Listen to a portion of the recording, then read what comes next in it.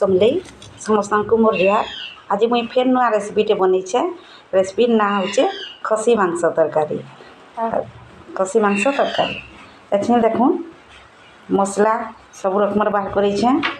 आ प्याज छटा आइचे तापर कढ़ई रे तेल बसाली तेल रे चीनी टिके दे दीछे आ तेज पत्र पका हिचे आ आलू अच्छे सेती दमा सिझला आलू आलू टिके देले बढ़िया लागसी तापर एटा सबुथिर पेस्ट देली आउ मुई आगरू मांस के फ्राए करके रखी आ सेटा अच्छे पकाउछे तेल ती भाजी देती बोलन तो सेटा टिके कलर आसला बोलकर आगरू छना होता हल्दी हल्दा देकी देती तापर सबुथिर पेस्ट पकाली ओइल लहसुन मिर्चा तापर दालचीनी एथिर पेस्ट करी जीरा टिके भी पकईली आउ सबुथिर पेस्ट करी पकाली आ सेटा अच्छे भाजुछे देखो ओरेज ओरेज हवा आईटा हूँ मिर्चा गुण हल्दी गुण मसला गुण तापर जीरा एटा सब देमा सब देके घाटमा घाटले तार बासना बाहर जाकि भल हवा बढ़िया बासना बाहरला टे पानी बाकी टे दमा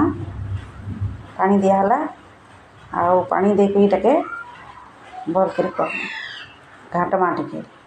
घाटीदेवे बोले ये बासनाटा बासबा पानीटा मरीजा आउ खाबार भी बढ़िया लगवा बासना भी यहाँ देखुन तेल रे करा होचे छना होचे आगु हल्दी टिके पकई दीछे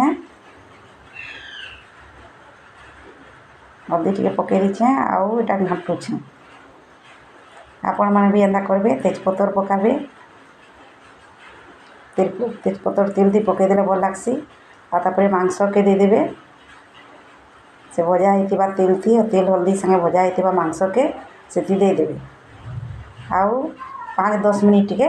से घाटबे घाटले काना मसलाटा से मिक्स हो जावा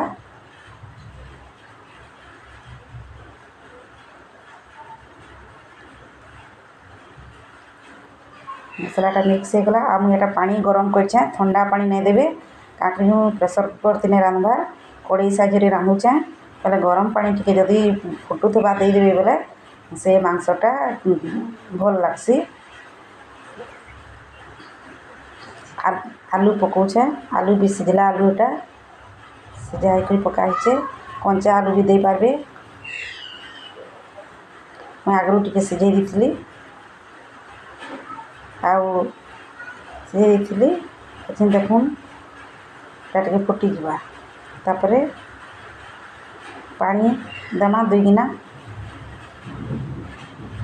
जतकी तार पानी देला जतकी सिझबार हिसाब देवी यदि कम मांस कम पानी लगवा जो मांस है जो टे पानी लगवा ओडिगिना मुझे देदेली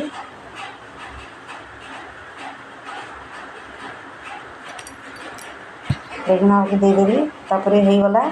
आ गोटे प्लेट रे बाढ़ुचे आउ भल लगुचे आ देखुन खाइबे आपण माने जदि मोर वीडियो भल लागला लाइक करके सब्सक्राइब करबे बेल आइकन के दबाबार नहीं भूलबे आउ देखबे आपण माने भूलबे नहीं धन्यवाद थैंक यू बाय बाय।